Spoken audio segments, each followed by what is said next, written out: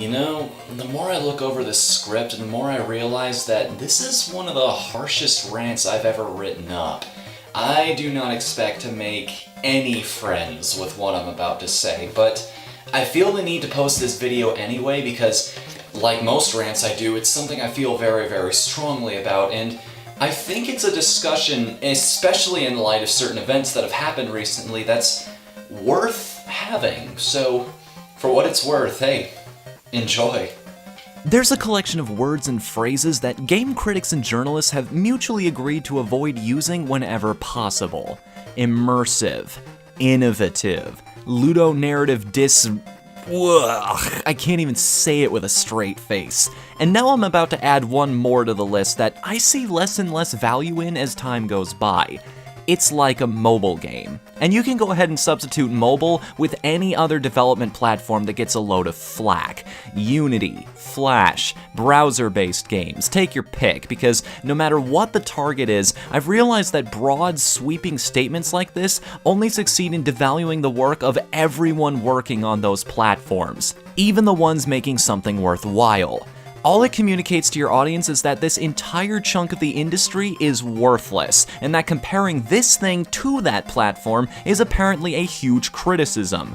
The real danger here lies in the fact that that kind of attitude is contagious. With standards lowered, it means lazier devs will get away with being lazy, because apathetic comments on Twitter like this show that nobody cares anyway. Except me, at least. So now the question becomes, why do I care?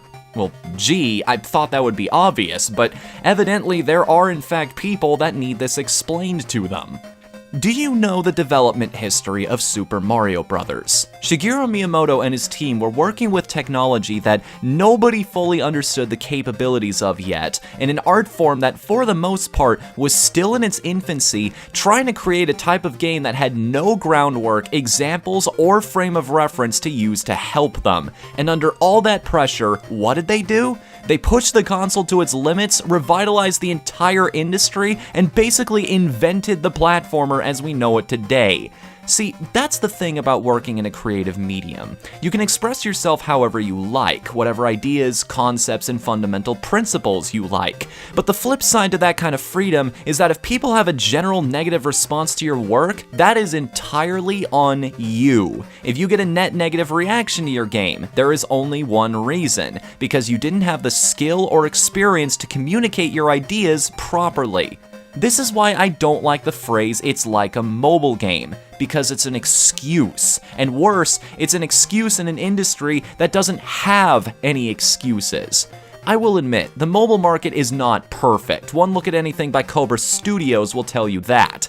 The countless Flappy Bird clones, clicker games, and fee-to-pay debacles are something that should rightfully be frowned upon. But then there are games like Threes and Monument Valley, which blow all of those titles out of the water. And when we've got professionals like Square Enix and DNA releasing gems like Hitman Go and Final Fantasy Record Keeper, it's good for a mobile game stops sounding like a valid point pretty quickly. Unity is the same way.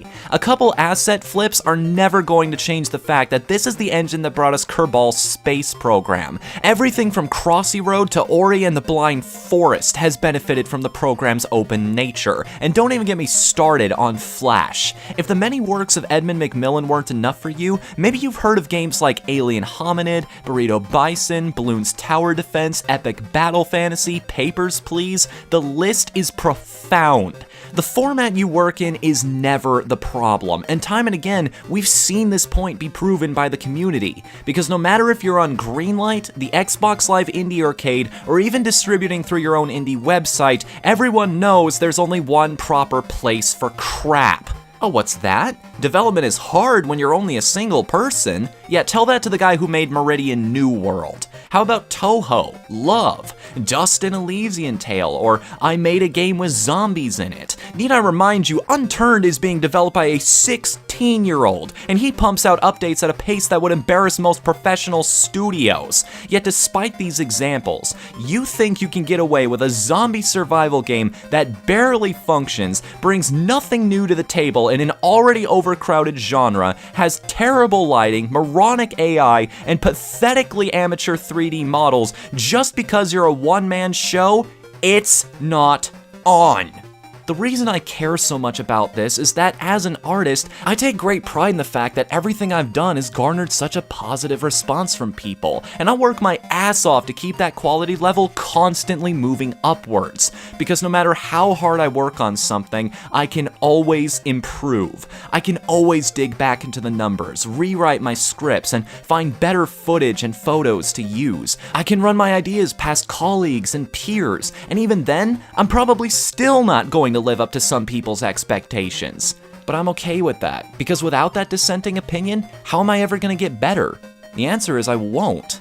I'm not infallible, and because I work in an artistic medium, I never will be. But what I can do is inch just a little closer to that point with every attempt I make.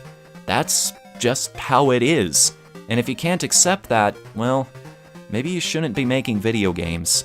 And Super Mario 63, and The Impossible Quiz, Berserk Ball 2, Realm of the Mad God, Super House of Dead Ninjas, and Music Catch, and N, and Desktop Tower Defense, and Nightmare Tower, and Da Pink Knight.